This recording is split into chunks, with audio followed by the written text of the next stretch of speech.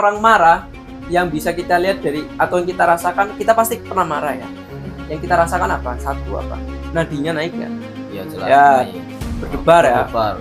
Dindingnya terbentuk plak, lama-lama plaknya membesar dan mempersempit diameter dari selangnya itu, pembuluh darah itu. Nah, ini sensorik ya, yang kita rasakan ketika air mengenai muka. Nah, itu sensorik akan dilebarin ulang. Kan tadi kan gencat nih. Ya. Ya. Assalamualaikum warahmatullahi wabarakatuh. Halo pemirsa dimanapun kalian berada. Alhamdulillah pada kesempatan kali ini, kesempatan yang sangat baik ini, di momen yang sangat luar biasa, kita masih diberi kesempatan oleh Allah untuk menjalankan ibadah-ibadah kita di bulan suci Ramadan ini yang dengan penuh kenikmatan, penuh dengan sukacita, berbahagia ya. Ya, berbahagia sebenarnya. Wajib bahagia. Dan sampai kita melaksanakan ibadah dalam keadaan yang sedih ya. Ya, betul. Betul, nanti nggak khusyuk ya, pikirannya malah kemana-mana gitu ya. Ibadah harus semangat. Harus semangat teman-teman ya. Dimanapun kalian berada harus tetap ingat ibadah, ingat sholat ya, apalagi di 10 hari terakhir ini. Betul, ya. 10 hari terakhir ya harus memaksimalkan. Betul, apalagi perintah Rasul ya. Kebiasaan Rasul itu ada 3 di 10 hari terakhir ini. Yang pertama itu mengucapkan sabuk ya, artinya untuk ibadahnya harus benar-benar pendekatan kepada Allah itu harus lebih ditingkatkan lagi. Yang kedua, menghidupkan malam-malam ya. Ya, betul. Ya, betul. Dengan itikaf, sholat di masjid, baca Al-Qur'an ya. Pokoknya dengan hal-hal positif ya, menghasilkan pahala, karena situ ada malam yang lebih baik ya. 1000 bulan. Sama setara dengan berapa tahun ini? Nah, 1000 bulan nih banyak itu. Tinggal dikali 12. Tinggal 12 ya, banyak lah. Intinya pahala yang langsung diberi sama Allah gitu ya. Oke teman-teman, pada kesempatan kali ini saya selaku host ini katanya.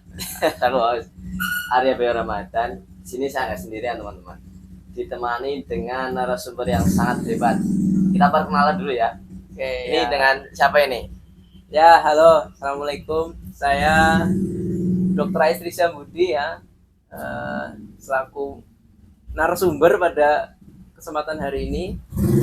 Kita sore ini mau bicara tentang satu topik ya, tentang salah satu hadis yang mungkin orang awam kurang familiar dengan hadisnya. Tapi ternyata kalau kita pelajari hadis ini tuh sangat-sangat penting, penting sekali. Kita dalami dan kita praktekkan sehari-hari. Ya, mungkin itu ya.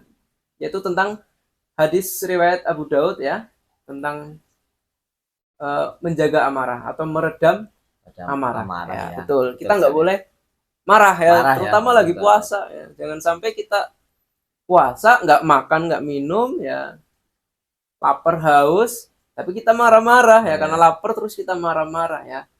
Pahalanya yang gugur atau berkurang ya, tidak full ya. Ya, betul. Bahkan bisa berpotensi sia-sia ya, hanya menahan lapar ya, dan dahaga cuma dapat lapar sama haus tok ya. Rugi ya kita teman-teman ya, rugi. Lebih rugi lagi yang tidak puasa ya. Ya, itu paling rugi itu ya. Yang diem-diem tidak puasa. Ya, apalagi di zaman sekarang ya. Apalagi dengan berbagai kasus yang ramai sekali lah di media sosial ya. Saat nggak dibalas stok marah ya. Apalagi kasus terbaru ya yang melibatkan kapak boy. Kalau sampai dengan hal-hal yang sangat negatif tuh sangat berbahaya sekali ya. Apalagi anak-anak muda ya, beritanya banyak sekali anak muda yang tidak bisa menahan amarahnya gitu ya. Tidak bisa menahan amarahnya, akhirnya pelampiasannya sampai ke medsos, orang lain yang harusnya tidak salah kita marahi. Iya, betul sekali ya. Di medsos curhat ya, yang paling berbahaya sampai kasus-kasus gitulah ya. Ya, betul. Itu sangat berbahaya teman-teman ya. Jadi dalam sesi kali ini kita akan berbincang tentang marah, tentang emosional. Betul. Ya. Emosional. Lagi hadis itu membahas tentang marah ya. Tentang marah. yang mana kita sebagai anak muda zaman sekarang ya, sebagai orang zaman sekarang tuh sangat penting sekali lah. Karena kalau kita marah itu berpotensi ya merugikan diri sendiri, merugikan ya, orang lain. Apalagi kalau kita marah, setan itu gampang masuk ya, betul. Bisikan ya, bisa merugikan orang lain, bahkan bisa merugikan diri sendiri. Oke dokter, kayaknya menarik sekali nih ya pembahasannya kali ini. Oke, saya mau bertanya nih tentang hadis ini. Oke.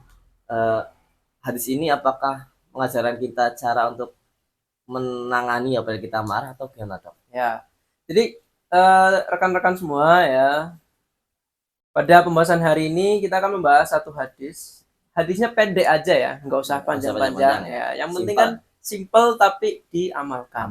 Gitu. Betul ya. Hadisnya itu hadis riwayat Abu Daud ya, itu hadis sahih ya, hadis yang sebenarnya cukup populer. Nah, hanya saja mungkin untuk orang awam itu masih belum terlalu familiar. Bagaimana bunyinya? Ya, bunyinya adalah faida ghadaba ahadukum falyatawaddo. Ya, itu aja. Ya, tidak terlalu panjang. Ya. Tapi kita harus maknai kata demi kata. Ya. Faida ghadaba ahadukum. Maka apabila salah seorang di antara kalian itu marah ya. Lanjutannya apa? Fal yatawaddo. Maka berwudulah. Nah, jadi di hadis Abu Daud ini ya rekan-rekan semua, Rasulullah menganjurkan ya bahwa apabila kita ya selaku umat Islam itu marah, emosi ya, naik pitam bahasanya ya. Yang kita lakukan adalah bukan mencaci maki, bukan memukuli orang ya, tapi yang dianjurkan adalah segera ambil air wudhu. Ya, ternyata ya hadis ini tuh memang menyimpan rahasia ya. Dan kita ulik dari segi kesehatan ya, karena memang kita ulik dari segi kesehatan medis ya tentang hadis ini. Ya karena apa hubungannya emosi, perasaan dengan wudhu ya? Ya itu kan aneh ya. Aneh kan ya. Tapi dengan wudhu ya kita harus bongkar di sini. Bongkar, ya. Oke. Jadi apa ketika kita marah ya, saya harus sampaikan dulu apa sih kondisi tubuh yang dialami tubuh kita ketika kita marah. Nah, jadi ketika seseorang itu marah, yang pertama kali dicetuskan, yang pertama kali tubuh kita rasakan adalah dari otak kita. Jadi kalau kita marah, otak kita itu yang pertama kali merespon. Otak bagian mana? Jadi di otak kita ya itu ada bagian namanya amigdala. Ya, amigdala adalah salah satu bagian struktural dari otak. Ya, secara umum kan otak ada di medis itu ada namanya otak kanan, otak kiri ya. Itu dipisah oleh garis tengah. Ya, terus ada namanya lobus frontalis di depan, ada lobus parietalis, ada lobus occipitalis di belakang. Itu masing-masing ada fungsinya. Sebagai contoh, lobus frontalis ya di dahi sini ya, di dahi depan. Itu adalah pusat logika. Nah, jadi kalau di situ rusak, itu seseorang tidak akan bisa logika dengan bagus atau tidak bisa memutuskan sesuatu permasalahan dengan bagus, dengan logis. Artinya kepemimpinan seseorang dengan kepemimpinan yang baik wajib punya lobus frontalis yang baik. Nah, gitu. Dia letaknya di depan. Atau yang kedua, kita bisa mendengar ya, itu pusat pendengaran ada di parietal. Parietal itu di samping sini. Ya. Kalau situ rusak, ya otomatis pendengaran kita terganggu. Di belakang, oksipital, itu ada pusat penglihatan ya. Kalau di fisiologi itu ada namanya area 17. Ya, itu adalah pusat kenapa kita bisa melihat. Nah, apabila di situ misalnya kena tumor di bagian belakang atau kebentur, bisa saja orang itu buta ya. Jadi masing-masing otak itu punya fungsi ya. Ibaratnya CPU kalau di komputer ada yang berfungsi A, B sampai Z ya.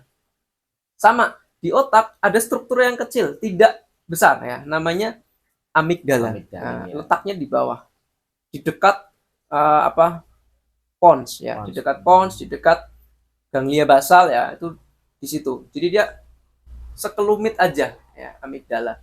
Dia letaknya di tengah di bagian bawah. Nah, pertanyaannya adalah apa fungsinya gitu ya. Betul, apa fungsinya? Kenapa, apa kaitannya sama tema hari ini?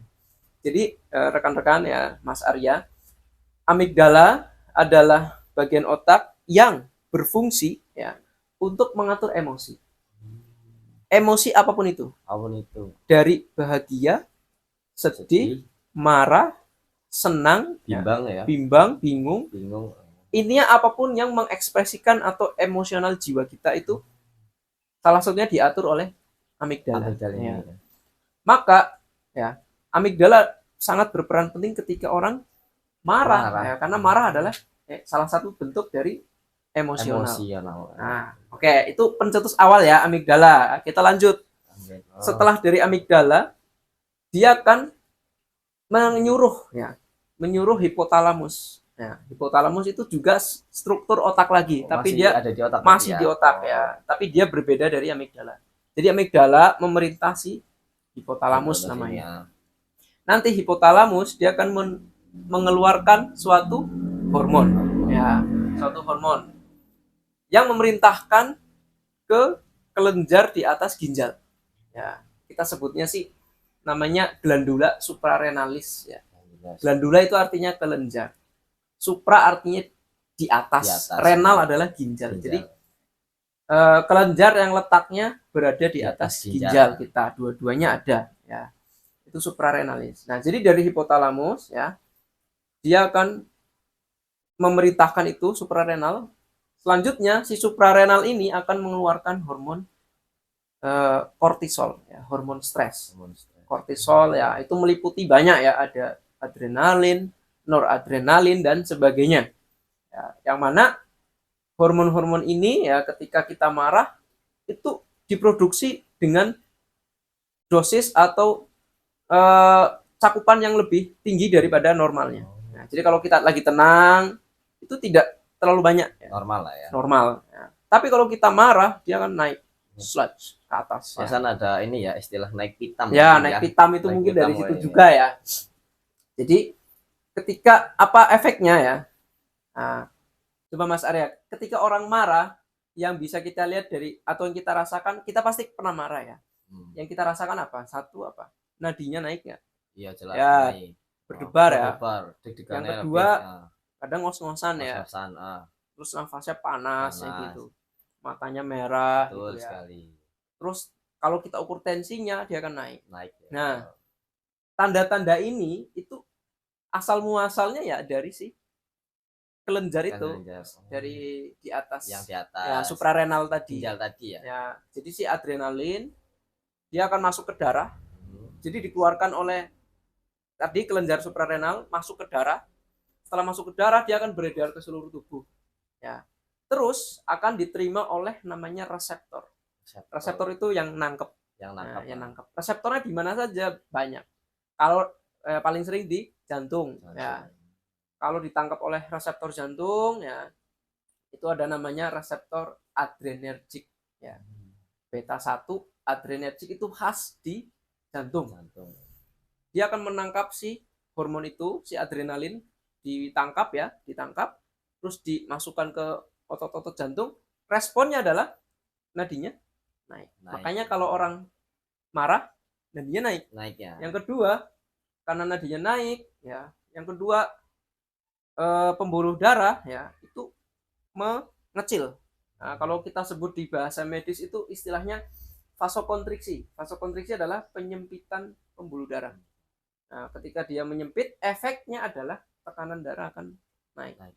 Jadi yang terjadi adalah rangkumannya ketika orang marah, amigdala menyuruh hipotalamus nyuruh si kelenjar di atas ginjal itu. Setelah itu dia memproduksi adrenalin masuk ke darah, diterima oleh jantung, oleh pembuluh darah, ya, responnya akan nadinya naik, tensi naik, ya, nafas juga ngos-ngosan, khas-khas untuk orang marah. Itu yang terjadi. Itu namanya fisiologi kemarahan ya. Orang marah itu fisiologinya kayak gitu, mekanismenya seperti itu. Nah, kalau dalam jangka panjang itu tidak ada efek yang bermakna. Tetapi beda apabila marah itu menjadi kebiasaan atau menjadi watak. Ya, itu yang menjadi permasalahannya. Apa efeknya? Ya, ketika pembuluh darah sering menyempit, ya sering karena tadi ya adrenalin, tensi sering tinggi, maka yang terjadi adalah kerusakan di dinding pembuluh darah. Atau kita sebut bahasa medisnya itu endotelium. Endotelium adalah dinding pembuluh darah bagian dalam. Atau kita ibaratkan kalau Mas Arya tahu selang air ya, selang untuk nyiram tanaman itu. Kan ada bentukannya kan silinder ya. Betul. Ada dinding luar, ada bagian dalam. Ya. Endotel itu bagian dalam. Nah, terus kita ibaratkan ya teman-teman, tensi tinggi itu ibaratnya air kerannya kita naikkan full. Yang terjadi apa? Tekanannya kan tinggi ya. Tinggi ke selangnya itu. Nah, terus selangnya kita sempitin, pencet. Yang terjadi apa? Airnya lebih kencang lagi nggak? Lebih kencang ya, dan lebih kuat. Nah, itu yang terjadi. Jadi ketika orang marah, si kerannya itu difullin ya. Dalam artian dalam hal ini tensinya naik. Terus pembuluh darah juga mengecil, dipencet ya, betul. Itu kalau kita umpamain seperti itu kondisinya. Nah, efeknya apa? Logikanya kalau sering kena tekanan, dinding bagian dalam lecet nggak? Ya, lecet.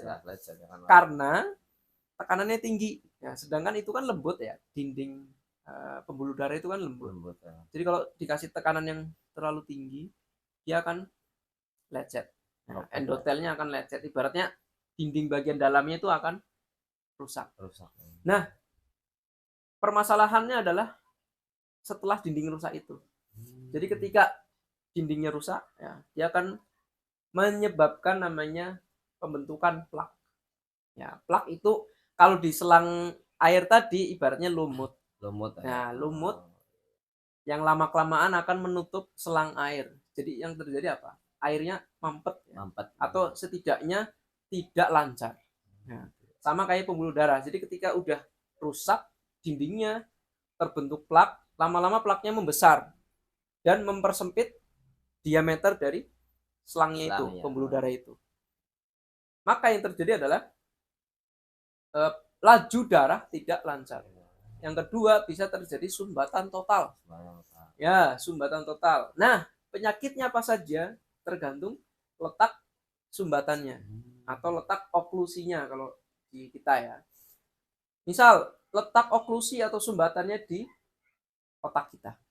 Maka yang terjadi adalah stroke. Stroke ya. Oh iya, pantesan kalau orang marah itu gampang ya, stroke ya katanya. Bisa gampang stroke, betul. Itu jangka panjangnya. Kalau yang tersumbat otak kanan, yang lemah kiri. Ini nggak bisa digerakin atau mati rasa. Ya, mati rasa dan tidak bisa diangkat biasanya. Lemah, mati sebelah. Ya, itu kita istilahnya hemiparese, bahasa medisnya. Hemiparese adalah keadaan ketika otot-otot kita ya itu tidak berfungsi sebagaimana mestinya. Nah, itu kalau otak kanan yang tersumbat, otak kiri yang kena. Kalau otak kiri yang tersumbat, tangan kanan atau kaki kanan yang kena. Karena di sini ada persilangan. Nah, jadi kalau otak kanan ngurus yang kiri, otak kiri ngurus yang kanan. Nah, gitu. Kalau ada sumbatan di otak kanan, yang kiri lemah. Sumbatan di otak kiri, yang kanan yang lemah. Ya, betul. Yang kedua, kalau sumbatannya di jantung, akan terjadi serangan jantung. Ya, kalau kita bilang penyakit jantung koroner, itu gejalanya nyeri banget ya, kayak ditindih beban berat ya, sangat nyeri ya, sampai guling-guling biasanya. Itu saya sering menangani di IGD ya, untuk tata laksana awal. Itu kasus yang sering, baik stroke atau serangan jantung itu sering ya. Bukan kasus yang jarang, pasti setiap hari ada ya. Kalau di IGD ya, itu contoh penyakit yang mematikan ya, hanya karena masalah sepele, marah saja ya, hanya marah ya, kebiasaan marah. Maka hadis ini sangat penting kita ya. Berlaku untuk semua kalangan ya, semuanya. Itu jadi kita udah tahu nih kenapa orang bisa marah, responnya gimana, dan dampaknya sangat berbahaya sekali ya. Banyak sekali penyakit yang ditimbulkan hanya dengan marah ya. Dengan marah dong, jangka panjangnya. Nah, di hadis itu apa tadi lanjutannya Mas Arya? fal Ya, yatawad untuk berwudu ya. berwudu. Nah, kira-kira kenapa kita harus berwudu? Ya, ini kaitannya apa ya? Maksudnya Ya, tadi kan udah dijelaskan, semua penjelasan memang berasal dari dalam ya. ya Dari betul. dalam, dari otak yang bahkan kita tidak bisa melihat secara kasat mata ya. Ya, Kita sendiri itu tidak bisa melihat prosesnya prosesnya gimana kita nggak tahu ya. ya, Tahu-tahu bahkan stroke, tahu-tahu tahu-tahu stroke, ya. bahkan terjadi dengan begitu cepat. Ya, Sedangkan betul. wudhu kan secara fisik lah Ya, kita dapat simple melihat ya. simpel ya, Gratis lah. gratis. Ya. Apalagi tadi di otak dan sebagainya kan kita mengusap saja. Ya, kok Kan, bisa sampai otak itu ya? bisa meresap jadi redam Nah, atau gimana gitu. gitu. Ya, betul. Itu bagus itu. Setidaknya ada bayangan ya. Ada bayangan Dari gambaran tadi kok bisa berwudu ngefek ke sana. Pemarah ya. Ya, kita bahas di apa namanya dari anjuran dari hadis tadi ya. Kenapa Rasulullah menyuruh kita kalau marah berwudu. Nah, jadi ketika kita berwudu ya, kalau kita berwudu salah satu gerakan wudu adalah membasuh muka. Ya, membasuh muka. Ya, wudu kan berkumur, basuh muka ya, tangan sampai siku. Ya, terus kepala ya dan kaki ya. Kaki. Nah, yang kita bahas lebih mengerucut aja di membasuh muka aja. Ya. Jadi bukan yang di sini malah ya. Ya. Yang intinya malah yang inti malah yang awal-awal. Awal ya. Pas kita sentuhan pertama antara kulit muka dengan air dingin. Berarti kayak respon marah ya. Ya. Respon marah cepat ya. Harus cepat di ya, sini ya. Betul, pertama ya. Harus sekali nih ya. Harus cepat harus diredam. Cepat, harus diredam. Ya. Betul. Berarti ada kebakaran langsung siram. Ya, jadi responnya gimana? Jadi ketika kita berwudu dan kita mengambil air, kita basuh di muka kita ya, di seluruh muka. Ketika kulit muka bertemu air, ya, dia akan mencetuskan reseptor lagi. Ya, kita main reseptor ya. Ya, reseptor kalau dibuka ya, itu ada kita sebut namanya dive reflex. Reflex dive. Dive itu menyelam. Ya, refleks menyelam. Jadi dive reflex adalah refleks yang dicetuskan ketika tubuh kita secara mendadak terkena air dingin. Ya, contohnya orang yang menyelam. Ketika dia pertama kena air, kan langsung kena semua air di seluruh tubuh ya. Begitu juga dengan wudu. Itu kan langsung kena air. Jadi ketika air nyentuh sini, di situ ada reseptor. Ya. Reseptor dari saraf-saraf nervus cranialis kita sebut. Ya. Nervus cranialis itu adalah saraf yang bersumber dari otak, yang ujung-ujungnya menyebar. Ya, bisa ke mata. Ya, itu ada 12 pasang. Nah, contoh saraf kranial nomor 1 itu dia berfungsi ke penciuman. Ya, jadi kalau saraf kranial nomor 1 kita rusak, kita nggak bisa cium apa-apa, nggak bisa nyium wangi, busuk tuh nggak bisa. Nomor 2 itu penglihatan. Nah, gitu ya. Nomor 3, 4, 6 itu gerak bola mata. Jadi kita bisa melirik kanan, melirik kiri, ke atas, bawah itu diatur oleh saraf ketiga, keempat, dan keenam. Nah, yang wajah itu apa? Yang wajah itu saraf nomor 5. Itu seluruh berarti ya? Ya, itu terbagi 3 cabang. Lagi, ya. 5 cabang pertama itu dari dahi ke atas ini. Ya, cabang kedua itu pipi sini, ya, di atas mulut. Cabang ketiga itu dagu ya. Jadi kayak gini. Ya. Ini cabang 1, cabang 2, cabang 3. Nah, itu cabang-cabang nervus kelima. Nama nervus itu saraf ya. Nama sarafnya adalah trigeminal. Saraf trigeminal. Kenapa trigeminal? Tri itu 3. Karena cabangnya ada 3. Ya. Jadi ketika air tadi nyentuh ya, dia akan diterima oleh reseptor 3 ini.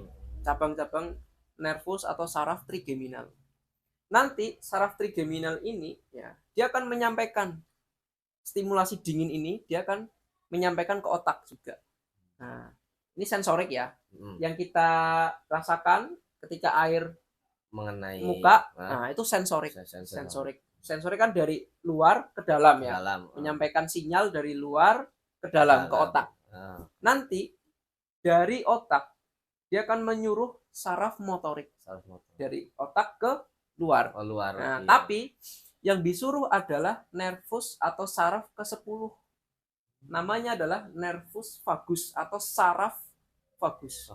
Ya, saraf vagus adalah saraf terpanjang di tubuh kita. Nah, itu letaknya letaknya di dalam. Di dalam. Dia yang mengatur jantung, paru, usus. Oh, berarti ya makanya dia ke bawah. Vital ya. Perannya vital. Jadi si vagus ini punya sifat parasimpatik. Ya, atau melawan efek simpatik. Ya. Parasimpatik adalah saraf yang kerjanya berkebalikan dengan simpatik, gitu ya. Nah, kita kembali yang tadi Mas Arya. Ketika kita marah kan nadi naik, tensi naik, ya dan sebagainya. Itu namanya efek simpatik. Nah, untuk melawan itu harus kita butuh parasimpatik. Nah, saraf yang punya fungsi parasimpatik adalah tadi nervus vagus atau saraf ke-10 itu ya. Jadi urutannya ketika air nyentuh sini terus disampaikan ke otak akan menyalurkan lewat nervus vagus ke jantung. Efeknya apa? Detak jantung akan turun ya, karena melawan ya. Betul. Jadi si jantungnya akan diturunin detak jantungnya. Yang kedua, tensinya juga akan diturunin karena pembuluh darahnya akan dilebarin ulang. Kan tadi kan digencet nih. Ya. Efek vagus ini dia akan melepas itu. Jadi melebar. Ya, akhirnya tensinya akan turun, nadi turun, tenang. Ya, jadi efek akhirnya adalah marahnya hilang, tenang. Efek jangka panjangnya ya tidak terjadi tadi yang kerusakan dindingnya itu. Nah, akhirnya kita bisa setidaknya menurunkan resiko kita terkena stroke, terkena serangan jantung ya dan lain sebagainya. Ya.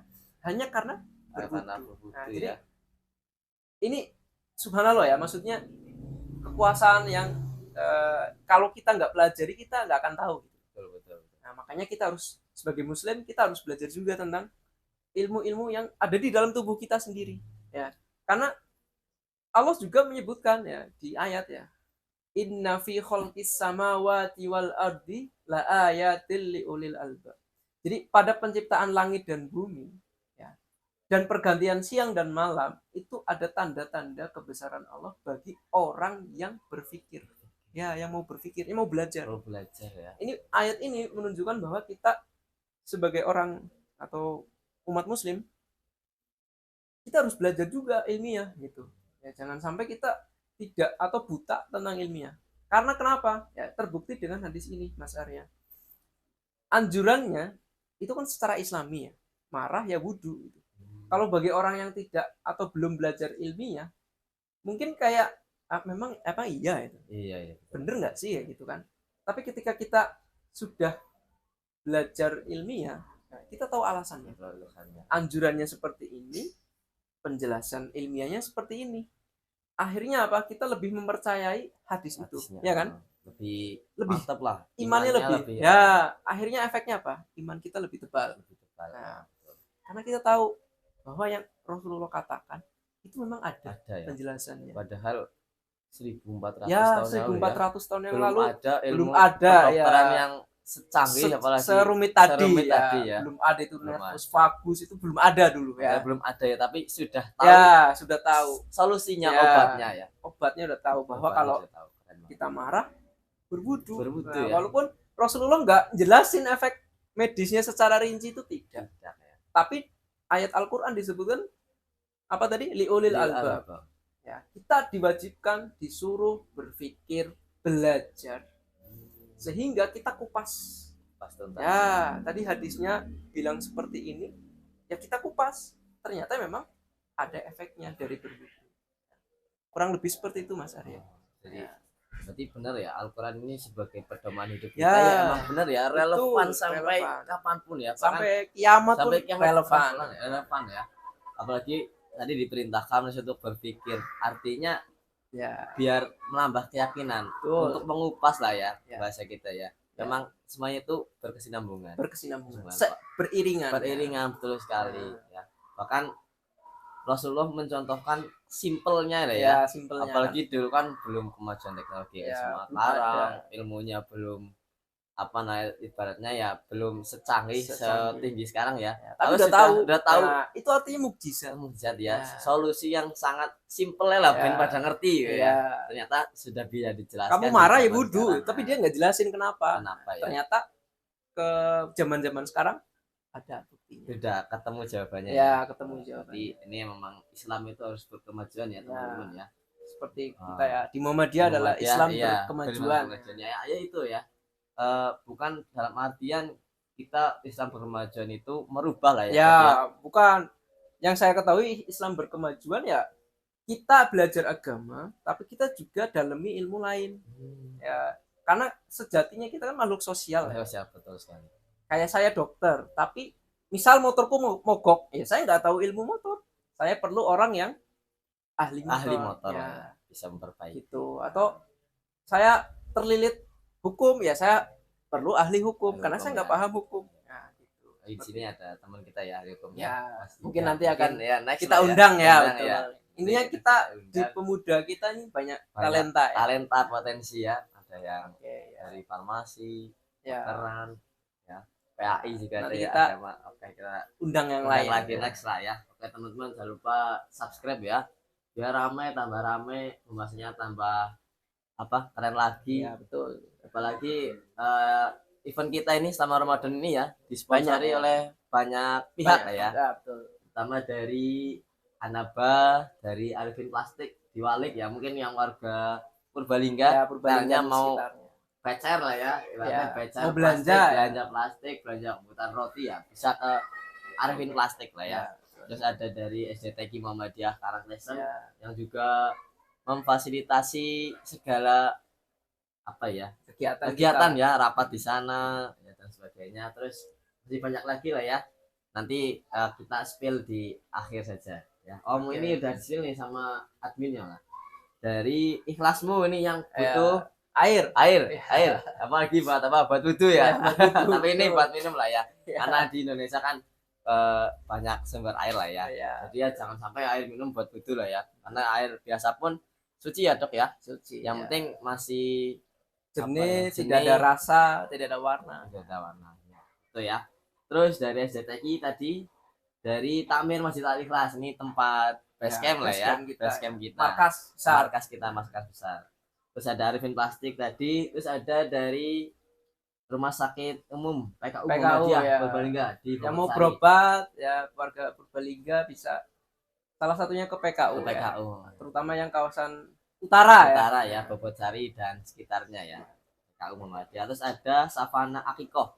Ya, ini yang mau akikahan ya. Baru nikah, punya anak. Langsung saja cari Savana Akikoh. Ini simple ya, bisa langsung dimasakin ya. Dimasakin. Jadi nggak repot ya, nggak repot. Ada garasi Mas Toro ini di perbatasan Karanglesen. Ini khusus untuk pupuk ya. Pupuk. Nah, terus ada dari Multimax Teknik. Ini bagi yang pengen masalah kelistrikan atau dan sebagainya. Ya ini di bisa bisa menghubungi Multimax Teknik yang berada di RT 12 RW 5 di Karanglesen. Terus ada dari Pelangi. Ini fotokopian Pelangi di depan Putasari ya. Yang mau ngeprint atau mau pesen kayak kardus ya, bahkan dulu kayaknya pernah memproduksi tas gitu ya. Bisa lah pesen ke Pelangi. Terus yang terakhir ada Kingkong ya. Kingkong ini baju ya, baju kaos ya, busana ya, mau lebaran ya, mau trendy mau keren ya, silakan ya pakai ini dari Kingkong ya. Itu pembahasannya sangat menarik dok. Dan terakhir jangan lupa teman-teman kopi kita kopi kita ini asli produk dari PCPM Karanglesen ya. Kopi Sang Surya. Bisa dibeli ya. Bisa dibeli, harganya 15.000 ya. Murah meriah. Mungkin kalau misal warga Purbalingga dan sekitarnya masih lah bisa diantar lah ya. Soalnya kalau orang Rembang ya minimal pesen di Malah harus ongkir gitu. Ataupun di TikTok, Shopee sudah tersedia. Kalau mau pesan silakan langsung saja. Nanti link di deskripsi ya, bisa diklik untuk pemesanan kopi Sangsira ini cocok sekali ya untuk menemani belajar, Ya, belajar, ya, fokus, meningkatkan fokus fokus. fokus ya. Ini kopi dalam kesehatan itu efeknya apa, Dok? Oh, bagus sebenarnya. Bagus ya, Yang sebenarnya nggak bagus kan gulanya. Gulanya Asal ya, sesuai dosis. sesuai dosisnya ya. Berarti ya kalau mau cari aman ya yang Ya. pahitan aja. Yang ya. pahitan itu Pahitan bagus. aja, ya. Walaupun hidupmu pahit tapi ngopinya harus tetap pahit. Oke. Oke, semoga Ya, itu paling seperti itu dulu ya. oke, siap. Karena bahasannya hanya satu hadis ya, sudah saya sampaikan. Mungkin untuk pertemuan ini dari saya ya hanya bisa berbagi seperti itu. Kalau ada kesalahan saya mohon maaf ya Mas Arya dan pemirsa sekalian. Ya, saya serahkan mungkin ke host kembali ya untuk akhir dari pertemuan ini. Baik, terima kasih Dokter Aistrisya Budi, ini pembahasannya sangat kompleks sekali ya. Sangat relevan banget lah untuk zaman sekarang. Jadi sunnah Rasul ya, makanya Muhammadiyah itu berpegangan dengan Al-Quran dan sunnah ya, karena ini relevan sekali sampai dengan akhir zaman, memang sebagai pedoman hidup kita ya. Tadi sudah dijelaskan bagaimana marah itu terjadi, yang merespon apa saja, dan tentunya solusinya adalah berwudu, karena sudah dijelaskan tadi ya, banyak sekali teman-teman ya, mulai dari penerimaan sampai dengan efeknya. Bahkan kalau misal marah terus efeknya juga berbahaya ya, untuk kesehatan kita jangka panjangnya. Ya, jadi itu sangat menarik kali. Sebenarnya saya ada pertanyaan yang banyak sekali, Dok. Mungkin di next lah ya. Next aja. Gampang itu ya, gampang. Apalagi tadi saya menotis yang otak yang logika ya. Jadi kan biasanya perempuan main perasaan. Oh iya, itulah ya, itu nanti next lah ya. Kita mungkin bisa buat sesi lagi lah ya. Bagi kalau bab wanita itu sangat sekali, teman-teman. Bisa buku tebal ya. Buku tebal ya, memahami wanita itu sangat sulit. Oke, seperti itu aja ya. Terima kasih Mas Dokter, sehat selalu, semoga sukses selalu ya. Dan juga jangan lupa teman-teman dukung selalu Ikhlas TV-mu dan juga kegiatan PCPM Karangasem. Semoga kita bisa bertemu di next kegiatan. Itu saja dari saya, sekian. Semoga amal ibadah kita di bulan suci Ramadan ini diterima dan kita mendapatkan ampunan dari Allah. Amin. Sekian. Wassalamualaikum warahmatullahi wabarakatuh.